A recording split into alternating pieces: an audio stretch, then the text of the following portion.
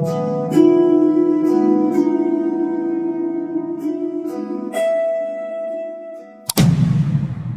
1717 की बात है। उड़ीसा के एक छोटे से गांव मेघनगर का नाम आसपास के इलाकों में कभी बहुत खुशहाल गांव के रूप में लिया जाता था। गांव के चारों तरफ आम, जामुन, कटहल और नींबू के घने पेड़ फैले हुए थे। इन पेड़ों के बीच एक बहुत पुराना घर था जिसे गांव वाले बगीचे वाला घर कहते थे। लेकिन उस घर का असली नाम धीरे धीरे लोगों की जुबान से गायब हो गया था, क्योंकि उस घर के साथ जुड़ी एक ऐसी घटना थी जिसका नाम लेते ही बूढ़े लोगों के चेहरे पर डर उतर आता था। कहा जाता था कि सन 1717 में मेघनगर में अचानक एक भयंकर महामारी फैली थी। कुछ ही महीनों में गांव की आधी आबादी खत्म हो गई थी। लोग अपने घरों के दरवाजे बंद करके बैठ जाते थे। रात होते ही पूरे गांव में ऐसा सन्नाटा छा जाता था जैसे वहां कोई इंसान रहता ही ना हो। जिस घर में सुबह तक परिवार के लोग हौंसते हुए दिखाई देते थे, उसी घर से शाम तक रोने की आवाज आने लगती थी। लेकिन सबसे ज्यादा मौतें बगीचे वाले घर के आसपास हुई थी। उस घर में उस समय गांव का सबसे बड़ा परिवार रहता था। परिवार के मुखिया थे हरिहर महापात्र। हरिहर के साथ उनकी पत्नी जानकी, बड़ा बेटा माधव, छोटा बेटा गोपाल, बेटी कमला और उनकी बूढ़ी मां धनेश्वरी रहती थी। हरिहर का घर आम के पेड़ों से घिरे एक बड़े बगीचे के बीच बना हुआ था। गांव में लोग कहते थे कि गर्मियों में उस बगीचे की खुशबू कई कोस दूर तक जाती थी। लेकिन उसी बगीचे ने कुछ ही महीनों बाद ऐसा रूप लिया कि लोग उसके पास जाने से भी डरने लगे। एक शाम गांव के बाहर से एक आदमी घबराता हुआ भागता हुआ आया। उसका नाम रघु था। उसने गांव के चौक पर पहुंचते ही चिल्लाकर कहा कि नदी के किनारे कई लोग अचानक जमीन पर गिर पड़े हैं। लोग दौड़कर वहां पहुंचे, लेकिन वहां का दृश्य देखकर किसी की हिम्मत नहीं हुई कि वह आगे बढ़े। 3 आदमी जमीन पर पड़े थे। उनके शरीर बुखार से तप रहे थे और उनकी आंखें लाल हो चुकी थी। एक बूढ़ी औरत अपने बेटे का सिर गोद में रखकर लगातार रो रही थी। हरिहर भी वहां पहुंच गए। उन्होंने उस आदमी की नब्ज देखी और धीरे से सिर हिला दिया। उन्होंने कहा, इसे घर मत ले जाना। यह सुनकर उसकी मां चीख पड़ी। उसने कहा, अगर इसे घर नहीं ले जाऊंगी तो कहां ले जाऊंगी? हरिहर के पास कोई जवाब नहीं था। अगले 3 दिनों में गांव के कई लोग बीमार पड़ गए। बुखार बहुत तेज आता था, शरीर पर काले धब्बे निकलते थे और फिर अचानक आदमी की सांसें रुक जाती थीं। सबसे डरावनी बात यह थी कि कई लोग मरने से पहले एक ही बात कहते थे। वे कहते थे कि रात में उन्हें बगीचे के घर के बाहर कोई खड़ा दिखाई देता है। पहले गांव वालों ने इसे बीमारी के कारण होने वाला भ्रम समझा, लेकिन एक रात हरिहर की बूढ़ी मां धनेश्वरी ने अपने बेटे को कमरे में बुलाया। उसका चेहरा सफेद पड़ चुका था। उसने कांपती आवाज में कहा, हरिहर, आज रात बगीचे में मत जाना। हरिहर ने पूछा, क्यों मां? धनेश्वरी ने दरवाजे की तरफ देखते हुए कहा, वहां कोई है। हरिहर ने हंसने की कोशिश की। उन्होंने कहा, मां, इस समय बीमारी ने सबको डरा रखा है। धनेश्वरी ने उनका हाथ पकड़ लिया। उसकी पकड़ इतनी मजबूत थी कि हरिहर खुद घबरा गए। उसने फुसफुसाकर कहा, वह बीमारी नहीं है। हरिहर की सांस रुक गई। उन्होंने पूछा, फिर क्या है? धनेश्वरी ने जवाब नहीं दिया। वह केवल बगीचे की तरफ देखती रही। कुछ क्षण बाद बाहर से किसी बच्चे के रोने की आवाज आई। हरिहर तुरंत उठ खड़े हुए। उन्होंने दरवाजा खोला, लेकिन बाहर कोई नहीं था। आम के पेड़ों के बीच हवा भी नहीं चल रही थी। फिर वही रोने की आवाज आई। इस बार आवाज घर के बिल्कुल पीछे से आई। हरिहर ने हाथ में जलती हुई मशाल उठाई और धीरे धीरे बगीचे की तरफ बढ़े। पीछे से उनकी मां चिल्लाई, मत जाओ। लेकिन हरिहर नहीं रुके। वह पेड़ों के बीच से आगे बढ़ते रहे। अचानक एक पेड़ के पीछे से किसी बच्चे के दौड़ने की आवाज आई। हरिहर ने मशाल ऊपर उठाई। वहां कोई नहीं था, लेकिन मिट्टी पर छोटे छोटे पैरों के निशान बने हुए थे। वे निशान बगीचे के पुराने घर की तरफ जा रहे थे। हरिहर की गर्दन के पीछे ठंडी हवा लगी। उन्होंने धीरे से पीछे देखा। पेड़ों के बीच एक काली आकृति खड़ी थी। हरिहर की आंखें फैल गईं। उन्होंने मशाल उसकी तरफ की, लेकिन अगले ही पल वह आकृति गायब हो चुकी थी। हरिहर तेजी से घर लौट आए। उस रात उन्होंने किसी को कुछ नहीं बताया। अगली सुबह उनकी बेटी कमला अचानक बीमार पड़ गई। उसका शरीर आग की तरह तप रहा था। जानकी रोते हुए उसके सिर पर पानी डाल रही थी। गोपाल गांव के वैद्य को बुलाने दौड़ा, लेकिन वैद्य ने कमला को देखते ही सिर झुका लिया। उसने कहा, अब बहुत देर हो चुकी है। जानकी चीख पड़ी। उसने कहा, आप ऐसा मत कहिए। वैद्य ने कोई जवाब नहीं दिया। उस रात कमला ने आंखें खोली। उसने कमरे के कोने की तरफ देखा, फिर वो डर कर पीछे हट गई। उसने कहा, वह फिर आ गई। जानकी ने पूछा, कौन? कमला ने कांपते हुए बगीचे की तरफ इशारा किया। उसने कहा, वही औरत। हरिहर का चेहरा बदल गया। उन्होंने पूछा, तुमने उसे कहाँ देखा? कमला ने कहा, पेड़ के नीचे। फिर उसकी आंखें बंद हो गईं। कुछ ही देर बाद कमला की सांसें रुक गईं। उस दिन हरिहर के घर में पहली बार मौत आई थी, लेकिन वह आखिरी मौत नहीं थी। अगले कुछ सप्ताह में मेघनगर के दर्जनों घरों से रोने की आवाजें आने लगीं। गांव के रास्ते सुनसान हो गए। बच्चों को घर से बाहर निकलने की मनाही हो गई। शाम होते ही हर दरवाजा भीतर से बंद कर दिया जाता। लेकिन बगीचे वाले घर में रात का डर कुछ और ही था। हर रात पेड़ों के बीच किसी के चलने की आवाज आती, कभी किसी औरत के रोने की आवाज सुनाई देती, कभी किसी बच्चे की हंसी सुनाई देती, और कई बार घर के पुराने कुएं से किसी के मदद के लिए चिल्लाने की आवाज आती। एक रात गोपाल ने वह आवाज साफ सुनी। गोपाल वह बिस्तर से उठ बैठा। उसने सोचा कि शायद उसका भाई माधव उससे बुला रहा है। फिर आवाज आई, गोपाल बाहर आओ। गोपाल ने दरवाजा खोलने के लिए हाथ बढ़ाया। तभी माधव ने पीछे से उसका हाथ पकड़ लिया। माधव की आंखों में डर था। उसने धीरे से कहा, यह आवाज इंसान की नहीं है। गोपाल ने कांपते हुए पूछा, तुमने भी सुनी? माधव ने सिर हिला दिया। दोनों भाई चुपचाप खड़े रहे। कुछ देर बाद कुएं से जोर की आवाज आई, जैसे किसी ने पत्थर अंदर फेंका हो। दोनों भाई डरकर पीछे हट गए। अचानक घर के बाहर किसी के पैरों की आवाज सुनाई दी। धीरे धीरे एक कदम, फिर दूसरा कदम, फिर तीसरा कदम। आवाज दरवाजे के ठीक सामने आकर रुक गई। घर के अंदर सब लोग सांस रोककर खड़े थे। फिर दरवाजे पर 3 बार दस्तक हुई। थक थक थक। जानकी की आंखों से आंसू निकल आए। धनेश्वरी ने मंत्र पढ़ना शुरू कर दिया। हरिहर ने हाथ में लोहे की छड़ उठा ली। कुछ क्षण तक सन्नाटा रहा। फिर बाहर से एक बच्ची की आवाज आई, माँ दरवाजा खोलो। जानकी अचानक दरवाजे की तरफ दौड़ी, लेकिन हरिहर ने उसे पकड़ लिया। उन्होंने कहा, यह कमला नहीं है। जानकी चीख पड़ी। उसने कहा, वह मेरी बेटी की आवाज है। हरिहर की आंखें भर आईं। उन्होंने कहा, हमारी बेटी मर चुकी है। दरवाजे के बाहर फिर वही आवाज आए, माँ मुझे बहुत ठंड लग रही है। जानकी जमीन पर बैठकर रोने लगी। उस रात किसी ने दरवाजा नहीं खोला। सुबह जब हरिहर ने दरवाजा खोला तो बाहर मिट्टी पर छोटे पैरों के निशान थे। वे निशान दरवाजे से शुरू होकर कुएं तक गए थे और कुएं के पास जाकर अचानक खत्म हो गए थे। उस दिन हरिहर ने गांव के बुजुर्गों को बुलाया। उन्होंने सारी बात बताई। एक बूढ़े व्यक्ति ने बहुत देर तक चुप रहने के बाद कहा, इस बगीचे के नीचे कुछ दफन है। हरिहर ने पूछा, क्या? बूढ़े ने कहा, बहुत साल पहले यहाँ एक पुरानी बस्ती थी। उसने बताया कि महामारी फैलने के दौरान जिन लोगों की मौत हुई थी, उनमें से कई शवों को इसी बगीचे के पास एक बड़े गड्ढे में दफन किया गया था, लेकिन किसी ने उन शवों का अंतिम संस्कार ठीक से नहीं किया था। लोग डर गए। एक आदमी ने पूछा, तो क्या उन्हीं की आत्माएं घूम रही हैं? बूढ़े ने कहा, आत्मा हो या बीमारी का डर मैं नहीं जानता। फिर उसने बहुत धीमी आवाज में कहा, लेकिन उस रात मैंने कुछ देखा था। सब उसकी तरफ देखने लगे। बूढ़े ने बताया कि महामारी शुरू होने से पहले उसने बगीचे के पुराने घर के पास एक औरत को देखा था। वह औरत गांव की नहीं थी। उसके हाथ में मिट्टी का एक छोटा दीपक था। वह रात के समय कुएं के पास बैठकर कुछ बोल रही थी। जब बूढ़ा उसके पास पहुंचा तो उसने अपना चेहरा ऊपर उठाया। उसकी आंखें पूरी तरह काली थीं। बूढ़ा उसी रात गांव छोड़कर चला गया था। यह सुनते ही गांव वालों में दहशत फैल गई, लेकिन सबसे बड़ा रहस्य अभी बाकी था। कुछ दिनों बाद माधव ने घर के पुराने कमरे में एक लकड़ी का संदूक खोजा। संदूक बहुत पुराना था। उसमें कुछ सूखे कपड़े, पुराने सिक्के और एक फटी हुई पांडुलिपि थी। पांडुलिपि में लिखा था कि महामारी से कुछ दिन पहले गांव में एक अजनबी औरत आई थी। वह अपने साथ एक बीमार बच्ची लेकर आई थी। लोगों ने उसे गांव में जगह नहीं दी। कहा गया कि बच्ची को भयंकर बीमारी थी। डर के कारण गांव वालों ने उस औरत और बच्ची को बगीचे के पुराने घर में बंद कर दिया था।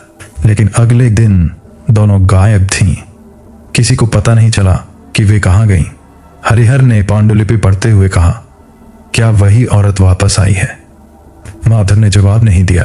उसी रात घर के आंगन में अचानक एक जोरदार आवाज हुई। सब लोग बाहर दौड़े। बगीचे का पुराना कुआं अपने आप टूट गया था। उसके पत्थर जमीन पर बिखरे पड़े थे। कुएं के अंदर से सड़ी हुई गंध आ रही थी। गोपाल ने मशाल नीचे की तरफ की और तभी उसने चीख मार दी, भैया! कुएं के अंदर कई पुराने हड्डियों के ढांचे दिखाई दे रहे थे। जानकी ने अपना चेहरा ढक लिया।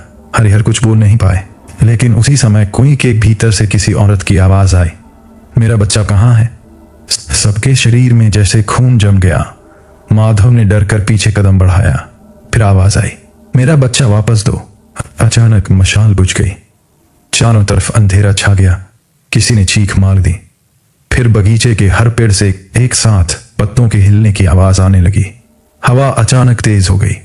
घर की खिड़कियां अपने आप खुलने लगी और कुएं के भीतर से रोने की आवाज बढ़ती गई। हरिहर ने सबको घर के अंदर जाने को कहा, लेकिन गोपाल वहीं खड़ा रह गया। उसने कुएं के पास कुछ देखा था, एक छोटी बच्ची की चांदी की पायल। वह पायल मिट्टी में आधी दबी हुई थी। गोपाल ने उसे उठा लिया। उसी क्षण उसके कान के पास किसी ने फुसफुसा कर कहा, इसे मत छूना। गोपाल पलटा। उसके पीछे कोई नहीं था, लेकिन उसके हाथ में पकड़ी पायल अपने आप हिल रही थी। गोपाल डर के मारे उसे जमीन पर फेंक कर घर के अंदर भाग गया। उस रात किसी की आंख नहीं लगी। सुबह जब सूरज निकला तो पायल गायब थी, लेकिन घर की दीवार पर गीली मिट्टी से एक निशान बना हुआ था। वह एक छोटे बच्चे के हाथ का निशान था। इसके बाद गांव में एक और अजीब घटना शुरू हुई। हर रात ठीक आधी रात को बगीचे के पेड़ों से आम गिरने लगते, लेकिन उन आमों के अंदर गुठली नहीं होती थी। उनके अंदर से काली राख निकलती थी। लोगों ने बगीचे को हमेशा के लिए छोड़ दिया, लेकिन हरिहर का परिवार कहाँ जाता? उनका घर वही था, उनके पूर्वजों की जमीन वही थी, और उनके पास कहीं और जाने के लिए कुछ नहीं था। एक रात माधव ने अपने पिता से कहा, हमें यह घर छोड़ देना चाहिए। हरिहर ने कहा, सुबह होते ही चले जाएंगे।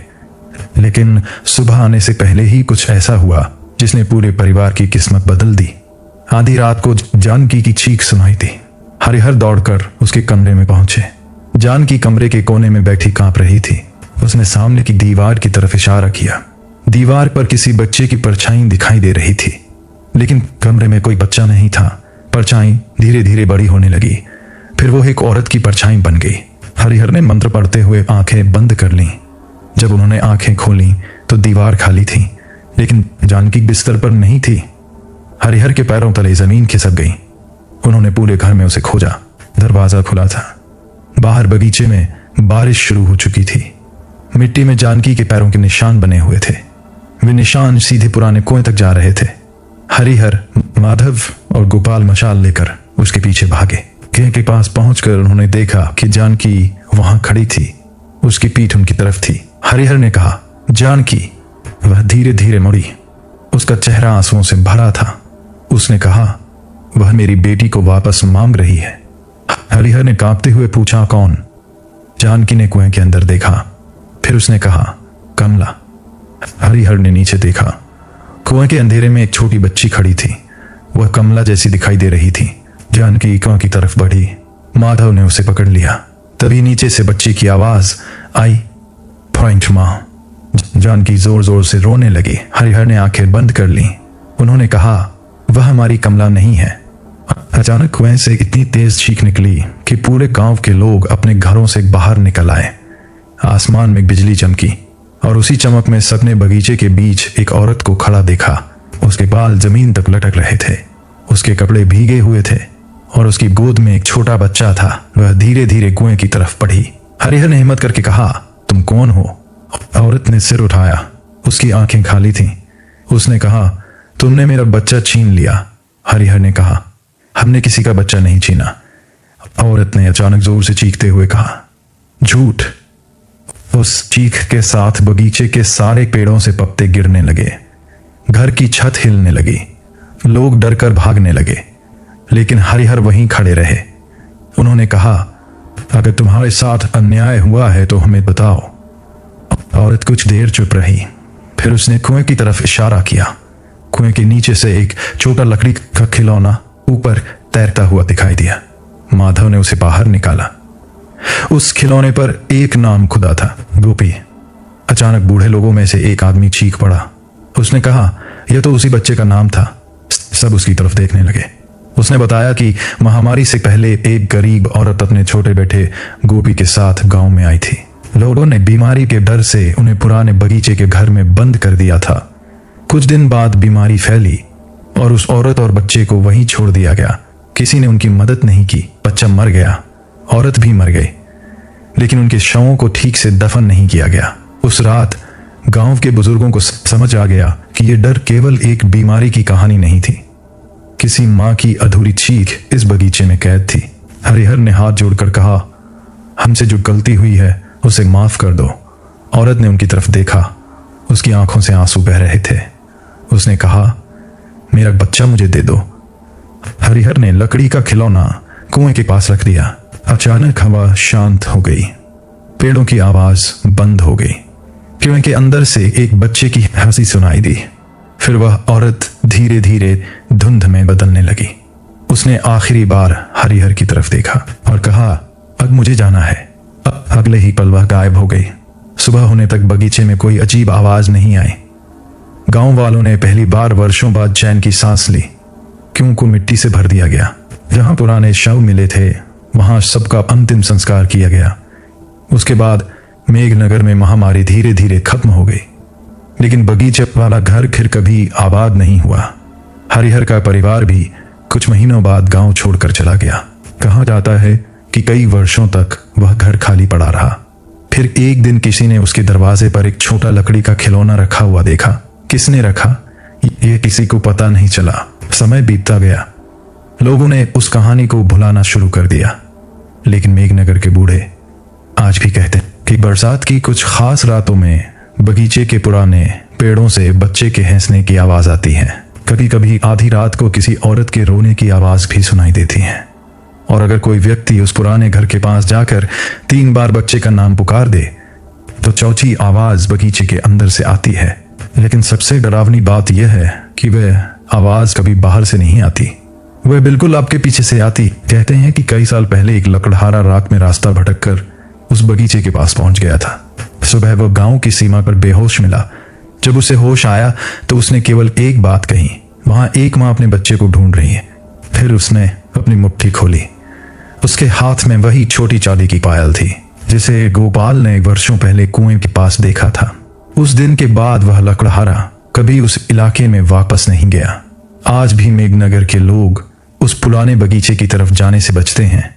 दिन के समय भी वहां पेड़ों के नीचे अजीब सन्नाटा रहता है। पक्षी उस जगह के ऊपर से उड़ते हुए अचानक अपनी दिशा बदल लेते हैं। और बरसात की रातों में जब हवा आम के पेड़ों से टकराती है तो ऐसा लगता है जैसे कोई बहुत दूर से धीरे धीरे रो रहा हो। लोग कहते हैं कि वह वही माँ है, वही माँ जिसने अपने बच्चे को खो दिया था, वही माँ जिसे महामारी के डर इंसानों से दूर कर दिया था, और वही माँ जिसकी आखिरी पुकार आज भी उस बगीचे की मिट्टी में दबी हुई है। लेकिन मेघनगर के सबसे बूढ़े लोगों की एक बात आज भी सुनने को मिलती है। वे कहते हैं कि अगर कभी रात में उस बगीचे के पास से गुजरते हुए किसी बच्चे की आवाज सुनाई दे तो पीछे मुड़कर मत देखना। अगर कोई औरत तुम्हें अपना बच्चा वापस देने के लिए पुकारे तो उसकी आवाज का जवाब मत देना। और अगर तुम्हें पेड़ों के बीच एक छोटी बच्ची खड़ी दिखाई दे तो उसके पास जाने की गलती मत करना, क्योंकि वह बच्ची शायद अकेली नहीं होगी, उसके पीछे एक माँ भी खड़ी होगी, और वह माँ आज भी अपने बच्चे को ढूंढ रही है। कहते हैं कि सन 1717 में मेघनगर ने अपनी आधी आबादी खो दी थी, लेकिन शायद उस महामारी ने सिर्फ लोगों की जान नहीं ली थी, उसने कई अधूरी कहानियां भी पैदा कर दी थी। उनमें से एक कहानी उस पुराने बगीचे वाले घर की थी। एक ऐसा घर जहां कभी बच्चों की हंसी गूंजती थी, जहां आम के पेड़ों के नीचे परिवार बैठकर खाना खाता था, जहां एक माँ अपने बच्चे को गोद में लेकर लोरी सुनाती थी, और फिर वही जगह मौत, चीख और रहस्य की निशानी बन गई। आज घर वहां नहीं है, दीवारें गिर चुकी हैं, छत मिट्टी में मिल चुकी है, कुएं का कोई निशान भी दिखाई नहीं देता। लेकिन बगीचे के कुछ पुराने पेड़ आज भी खड़े हैं। लोग कहते हैं कि वे पेड़ उस पूरी कहानी के आखिरी गवाह हैं। और जब रात बहुत गहरी हो जाती है, हवा उन पेड़ों के बीच से गुजरती है, तब पत्तों की आवाज में एक धीमी फुसफुसाहट सुनाई देती है, मेरा बच्चा कहाँ है? और अगर उस आवाज को सुनकर कोई अनजाने में जवाब दे दे तो कहते हैं कि उसके पीछे किसी छोटे बच्चे के पैरों की आहट शुरू हो जाती है। धीरे धीरे एक कदम, फिर दूसरा, फिर तीसरा, और जब वो आहट बिल्कुल आपके पीछे आकर रुक जाए तब आपको केवल एक ही बात याद रखनी चाहिए, पीछे मत देखना, क्योंकि मेघनगर के उस पुराने बगीचे में आज भी एक माँ अपने बच्चे का इंतजार कर रही है। If you enjoyed this video, there's plenty more waiting for you on Orc. Whether you're in the mood for historical stories, breaking news, horror, science, mythology, drama, crime, comedy, or jokes, simply visit the playlist section on our channel and choose the content that matches your mood. Also, don't forget to check the video description. We've updated all of our playlists there, making it easy for you to find and enjoy the content that matches your interests. If you like our work and want to support us in creating more quality videos, please subscribe to Orc, like this video, and share it with your friends and family. Thanks for watching, and we'll see you in the next video.